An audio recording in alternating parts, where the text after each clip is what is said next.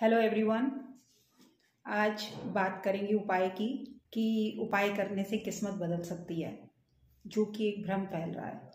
देखिए, उपाय मान लीजिए, आपको सीधी सरल भाषा में मैं समझा रही हूँ कि आपको कोई बीमारी है, आपने वो दवाई खाई, आप ठीक हो गए।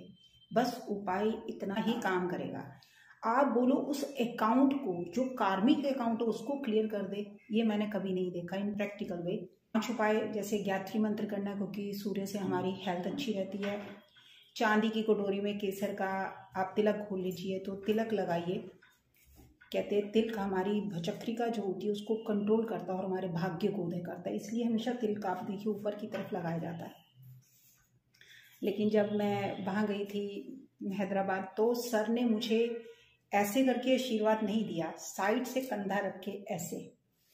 तो मैंने सर से पूछा कि सर, हमारे इधर पंजाब में तो भी सिर पर हाथ रखते हैं। कहते इसलिए कि सामने वाला आपको दबा रहा है। मैं ये कंधा इसीलिए कि आप मेरे बराबर आके खड़े हो जाइए, इतनी तरक्की करिए। तो इसके पीछे भी रीजंस हैं।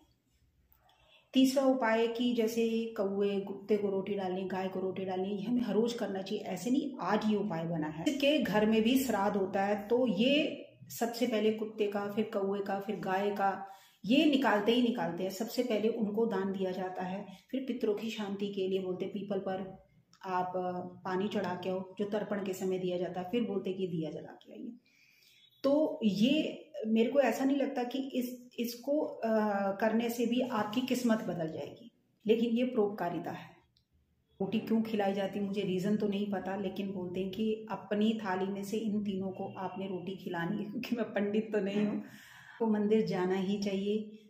तो अब आप समझ लीजिए, मैं खुद 12 साल से मंदिर नहीं गई। मेरी स्टडी चली है तो मैं मुश्किल से 2 बार ही गई हूँ, वो भी बगलामुखी।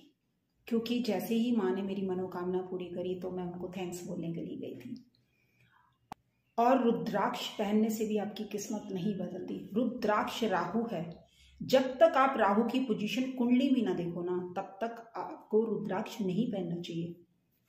मेरी कुंडली में राहु लगन में ही नीच का बैठा है। अगर मैं रुद्राक्ष को गले में, बिकॉज उसका सब लॉर्ड कौन है, नक्षत्र लॉर्ड कौन है, 11, 6, 8 का कॉम्बिनेशन बनेगा उस समय भी, तो भी मेरे को ये अप्स एंड डाउन्स रहेंगे। भला ही मैं रुद्राक्ष पहनूं या ना पहनूं, लेकिन उसका नेगेटिव इम्पैक्ट क्या पड़ेगा। अभी मैं 15-20 घंटे पढ़ती हूँ, फिर तो पता नहीं, शायद सोना ही बंद कर दूँ।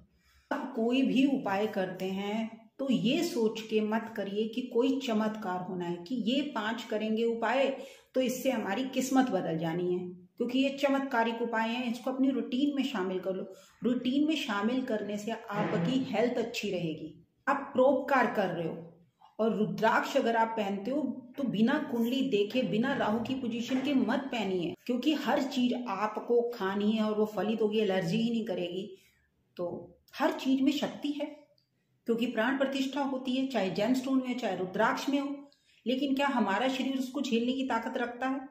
और इसका रिजल्ट किसने बताना है? आप लोगों ने। उपाय आप चमत्कार के रूप में मत करिए, लेकिन दवाई के तौर पर करिए कि आपको खाना है तो आप ठीक रहेंगे। चमत्कार होना है और उससे पैसा ही पैसा आना है, तो ऐसा मैंने कभी नहीं देखा। बार बार आप लोगों से एक बात कर रही हूँ कि आप लोग सच सुनिए। मैं अकेली ऐसी एस्ट्रोलॉजर हूँ जो सच के पीछे पड़ी हुई हूँ। मुझे कोई लाइक्स नहीं है, कोई शेयर नहीं है, कोई सब्सक्राइब भी नहीं है। लेकिन बहुत बार, ऐसा नहीं कि मैंने कंटेंट चेंज करने की नहीं सोची है, लेकिन मैं कभी कर नहीं पाई। क्योंकि मैंने बोला ना, इंटरव्यू ऊपर होती है और भगवान को ऊपर ही जवाब देना होता है, नीचे किसी को जवाब देने की ज़रूरत ही नहीं है। क्योंकि लोग अपना अच्छा सुनने के लिए बैठे हैं, और मैं अगर आपको सच बताती हूँ तो आपको ही बचाने की कोशिश कर रही हूँ। तो इसी तरह मेरे चैनल से जुड़े रहें, लाइक करें, शेयर करें, सब्सक्राइब करें। डॉक्टर किरण पावा, अगली बार मिलते हैं सच के साथ।